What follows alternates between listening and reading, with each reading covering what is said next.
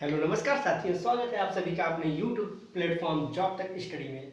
तो साथियों, कल हम लोगों ने जड़ यानी रूट के बारे में पढ़ा था और आई होप कि रूट आप लोग अच्छे से समझे होंगे और पूरा एकदम विस्तार में रूट को 5, 10 या 14 मिनट की वीडियो में पूरा एकदम कंप्लीट बता दिया गया था, जितना एग्जाम के माध्यम से एग्जाम के लिए जरूरी होता है। आज हम लोग इस वीडियो में पूरा पूरा तना के बारे में समझेंगे और पढ़ेंगे। ठीक है, तो आपको आज पढ़ना है तना। क्या पढ़ना है अभी? तना। तना का मतलब स्टेम। स्टेम को बोलते हैं तना। क्या बोलते हैं भाई? स्टेम मानी तना। ठीक है, आप देखिए, आप देख रहे होंगे कि छोटे छोटे वीडियो क्लिप के माध्यम से 14-15 मिनट के वीडियो के माध्यम से एक टॉपिक को हम लोग कवर कर जाते हैं ना, और बहुत ही अच्छा लगता है लोगों को पढ़ करके कि एक टॉपिक एक जगह पे पूरा एक वीडियो में मिल जाता है उनको, है ना। तो देखिए, पहले हम लोग कल जड़ के बारे में पढ़ा था और हमने बताया भी था कि जड़ जो है वो पहचान क्या है। तो अभी तना के बारे में स्टार्ट करते हैं, लेकिन पहले 2-4 बातें आप रिमेंबर करा दें, आपको याद रहे कि जड़ के बारे में हमने क्या बताया था। क्योंकि कई सारी ऐसी चीजें हैं ना जिसमें आप वो होगा तना लेकिन आप बोलेंगे उसको जड़, और कुछ तो होगा जड़ आप बोलेंगे तना। तो ऐसी चीजों को डिफरेंट जानना आपको बहुत बारीकी से आप समझ लीजिए कि मैंने तो कल, अगर आप प्रीवियस वीडियो कल जड़ वाला देखे होंगे तो आपको पता चल जाएगा, अन्यथा आप पहले जड़ को देख लीजिए फिर तना को पढ़िए। देखिए यहाँ पे आपने जड़ में देखा होगा, जो हमने आपको कल जड़ समझाया था तो बताया था कि जड़ में क्या होते हैं, रूट हेयर, यानी कि रूट हेयर को बोलते हैं मूल रोम। यानी जड़ में क्या पाया जाता है? मूल रोम। हमने बताया था अगर ये अर्थ है, पृथ्वी है, मिट्टी है, तो मिट्टी के अंदर इस प्रकार से जड़ हमने बताया था। हम बताए थे ये मेन जड़ है यानी मेन रूट है, और इसमें ऐसे ऐसे पाए जाते हैं रूट हेयर। इसी को हम बताते हैं रूट हेयर। रूट हेयर, इसी को बोलते हैं मूल रोम। क्या बोलते हैं? मूल रोम। इसको मूल रोम बोलते हैं, रूट हेयर बोलते हैं। और एक पहचान और भी जड़ की है, पहले तो मूल रोम होगा, और मूल रोम नहीं भी होता है तो इसमें एक पाया जाता है रूट। इसको ऐसे ऐसे था यहाँ पे, इसको बताए थे रूट कैप। क्या बताया गया था? Root cap. और हमने ये भी बताया था कि ये रूट कैप जो है मिट्टी की खुदाई करने के काम में आता है, मिट्टी को खोद करके जड़ को अंदर ले जाने के काम में आता है। तो आई होप जितना एग्जाम में पूछा जाता है, एग्जाम के पॉइंट ऑफ व्यू से पूरी की पूरी हमने जड़ को क्लियर कर दिया था।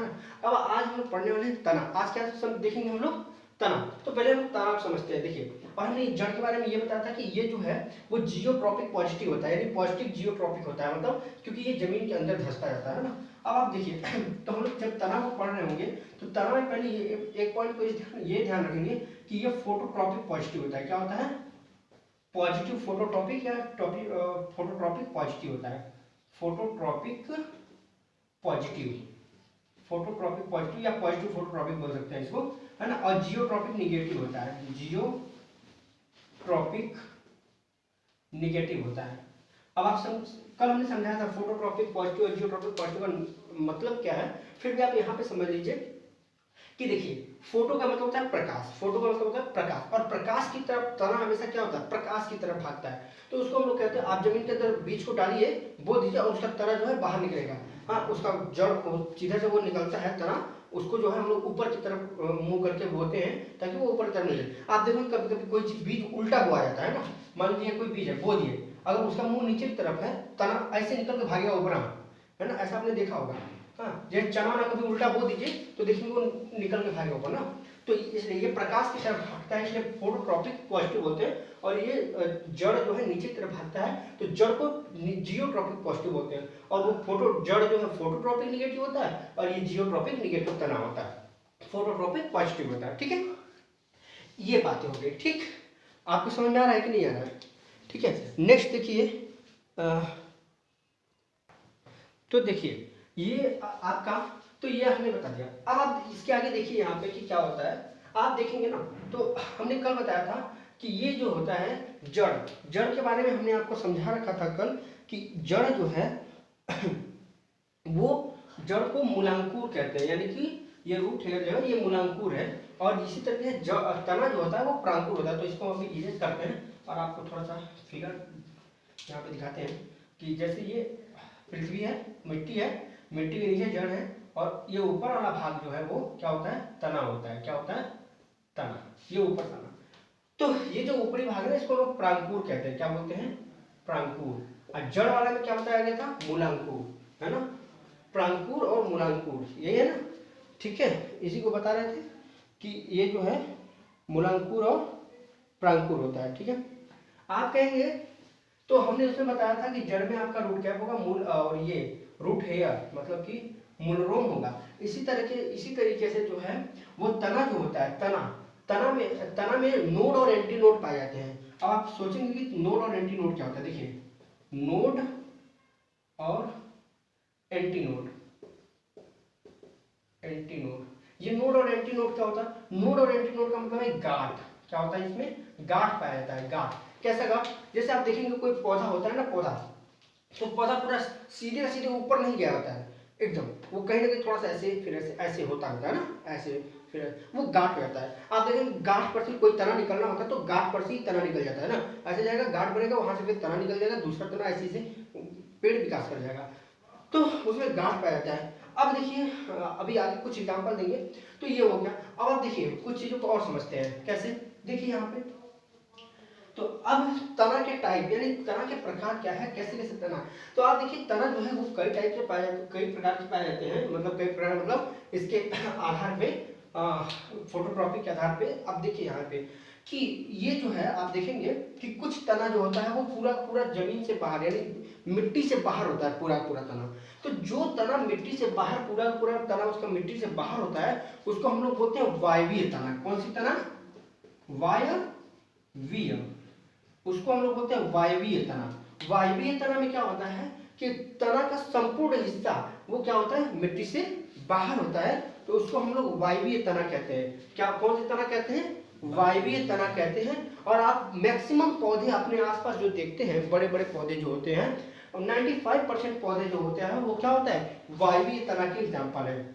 लगभग 95% जो तना है वे सभी के सभी तना जो है वायवीय तना होता है। जैसे कि आप देखे होंगे कि जो नीम का पेड़, पीपल का पेड़, ये सभी पेड़ है वो वायवीय तना है, उसके तना पूरे के पूरे बाहर होते हैं। ठीक है, तो ये हो गया वायवीय तना। अच्छा, कुछ ऐसे भी पौधे हैं जिनके पूरी की पूरी तना बाहर नहीं होती है, तो तना का कुछ हिस्सा जो है वो जमीन के अंदर ही रहता है, उसको हम लोग बोलते हैं कि अर्धवायवीय तना। यानी वायु का मतलब जमीन से पूरा निकल, देखो वो याद करने का क्या तरीका है, जमीन से पूरा निकल गया, वायु में हो गया तो वायवीय, और कुछ हिस्सा जमीन के अंदर रहेगा, पूरा वायु में नहीं निकलेगा तो अर्धवायवीय, मतलब आधा निकला आधा रह गया, है ना, तो उसको हम लोग बोलेंगे अर्धवायवीय। एक तना होता है अर्धवायवीय, अर्धवायवीय तना, है ना, अर्धवायवीय तना। ठीक है, अर्धवायवीय तना, इसमें क्या होता है, इसमें जो है कुछ तना यानी लगभग जो है अर्धवायवीय तना में क्या होता है कि तना का लगभग 80% हिस्सा तो निकल चुका होता है बाहर,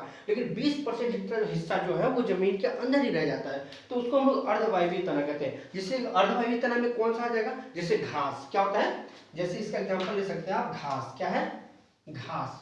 आप देखेंगे घास यानी दूब जो होता है या घास जो होता है उसका 100% हिस्सा जमीन के बाहर नहीं आता है, जमीन के बाहर 100% हिस्सा नहीं आता है, लगभग 80% हिस्सा बाहर आता है, लेकिन 20% हिस्सा जमीन के यानी कि मिट्टी के अंदर ही रहता है।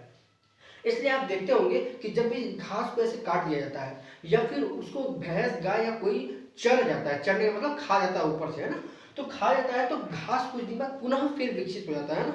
उसका रीजन ये है कि उसकी जड़ और जड़ के साथ साथ कुछ तनाएं जो है जमीन के नीचे रहती है और वो विकास कर जाती हैं और फिर से वो घास उत्पन्न होता है। लेकिन आप कभी देखेंगे कि जो घास ऐसे करने जाते हैं ना, घास उस काटने जाते हैं तो कुछ लोग खुरपी या फावड़ा से ऐसे छील देते हैं अंदर तक छील देते हैं, तो उसमें जो है जो उसकी तनाएं हैं वो भी अंदर वाली तना भी खत्म हो जाती है और वहां पे घास फिर नहीं होता है, जबकि नया घास दूसरा न हो। तो ठीक है, तो इसको ऐसे ये अर्धवायवीय तना का एग्जाम्पल है घास। ठीक है, इसके बाद आता है कि कुछ ऐसे भी तना है जो पूरे के पूरे क्या होते हैं, जमीन में ही होते हैं, उसको हम लोग बोलते हैं, क्या बोलते हैं उसको, भूमिगत तना। कौन सी तना, भूमिगत तना। ठीक है, भूमिगत तना, उसको हम लोग बोलते हैं भूमिगत तना। अब भूमिगत तना जैसे कि देखिए आपने देखा होगा कि भूमिगत तना उसको कहते हैं, पहले समझिए कि भूमिगत तना उसको कहते हैं कि जो तना पूरी की पूरी जमीन के अंदर होता है उसको हम लोग बोलते हैं भूमिगत तना। ठीक है, अब बात ऐसे है कि जरा एग्जाम्पल समझिए। अभी आप अगर आपसे पूछा जाए कि बताइए कि आलू तना है या जड़ है, बताइए आलू तना है या जड़ है,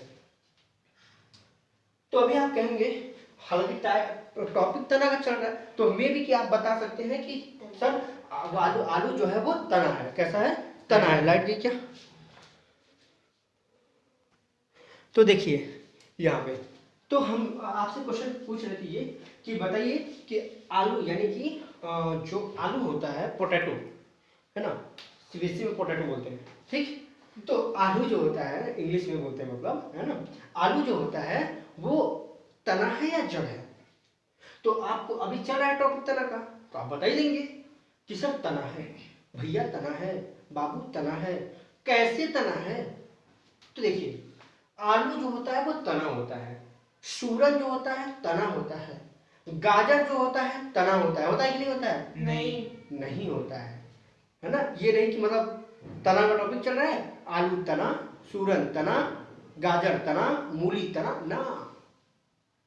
अब आप कहेंगे कि आलू भी तो जमीन के नीचे होता है, मूली भी तो जमीन के नीचे होता है, फिर वो तना है तो ये तना क्यों नहीं, ये तना है तो वो तना क्यों नहीं? तो देखिए, आलू अभी हमने बताया कि जो आलू होता है ना, तो तना की पहचान हमने बताया कि उसमें नोड या एंटी नोड यानी गांठ पाए जाते हैं, है ना।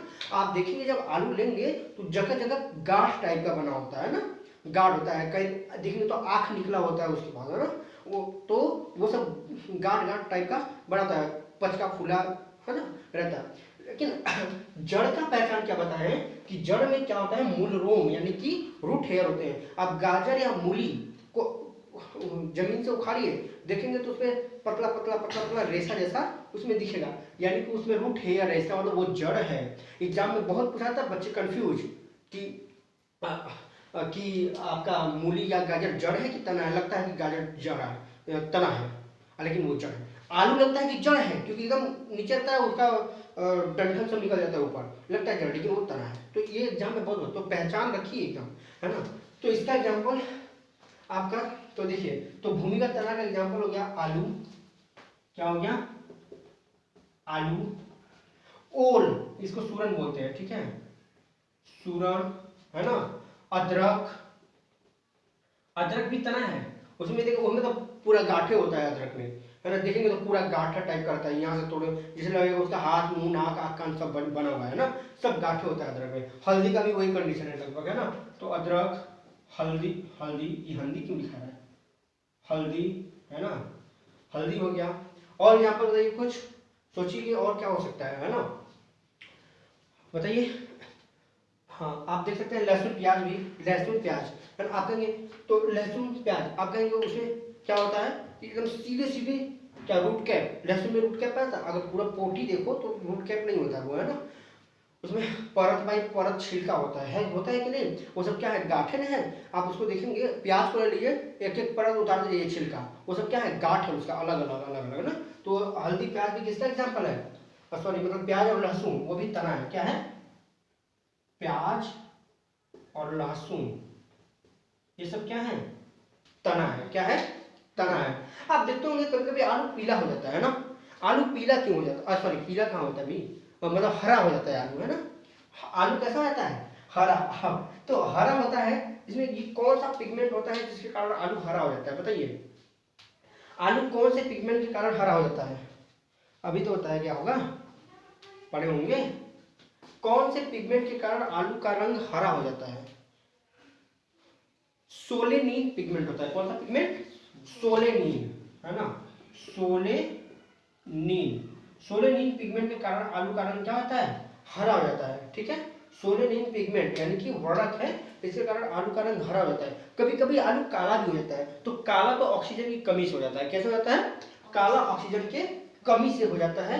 तो आलू का रंग हरा जो होता है वो किसके कारण होता है, सोलेनिन पिगमेंट होता है, वर्णक होता है, उसके कारण आलू का रंग क्या होता है, हरा हो जाता है।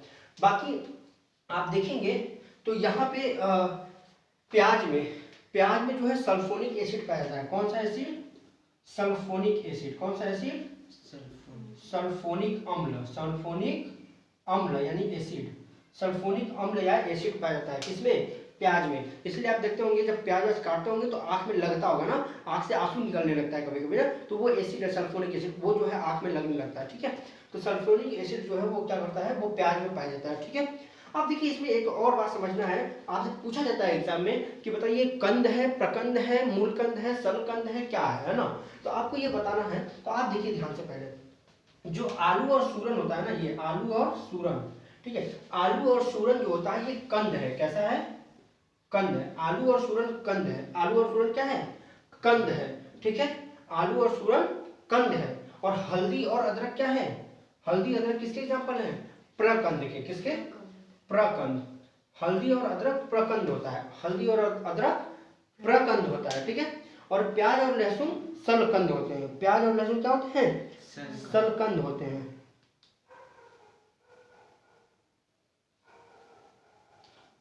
ठीक है। तो प्याज और लहसुन क्या होता है? क्या होता है? क्या? सलकंद होता है, ठीक है। प्याज और लहसुन सलकंद होता है, ठीक है। तो ये सारी चीजें हैं। तना के बारे में इतना ही मैक्सिमम है ना। इससे ज्यादा तना में वैसे नॉर्मली नहीं पूछा जाता है। अब बाकी दिन खराब रहे तो भाई उसके अंदर तो बहुत सारी चीजें हैं पूरा, है ना। लेकिन जनरली एग्जाम में तो इतना ही पूछा जाता है। इतना मेन इसमें क्या पूछा जाता है? ज्यादातर इसमें से क्वेश्चन यही से उठाता है कि बताइए जड़ है कि तना है। आलू एक प्रकार का है, जड़, तना, फूल, पत्ती, सभी, कुछ नहीं। तो ये सभी ऐसे मूली का पूछ देगा, गाजर का पूछ देगा, तो आपको समझ में आ गया ना कि कौन सा जड़ है कौन सा तना है। गाजर का क्या है? गाजर क्या है? जड़ है, ठीक है, क्योंकि उसमें मूलरोम भी पाया जाएगा। अच्छा, उसमें देखेंगे आप एकदम उसका नीचे वाला हिस्सा जो है ना एकदम पतला होता है ना। क्या होता है वो?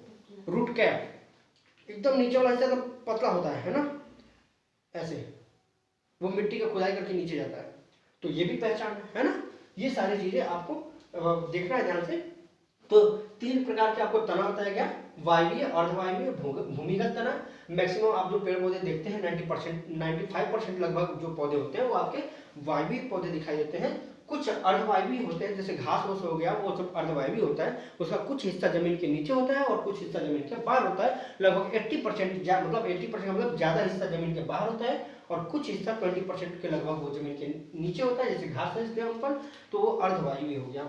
भूमिगत तना, वो पूरा तना ही जमीन में होगा, तो उसको हम लोग कहेंगे भूमिगत तना। आई होप कि आपको तना पूरा कंप्लीट समझ में आया होगा और बहुत अच्छे से समझ में आया होगा, ठीक है।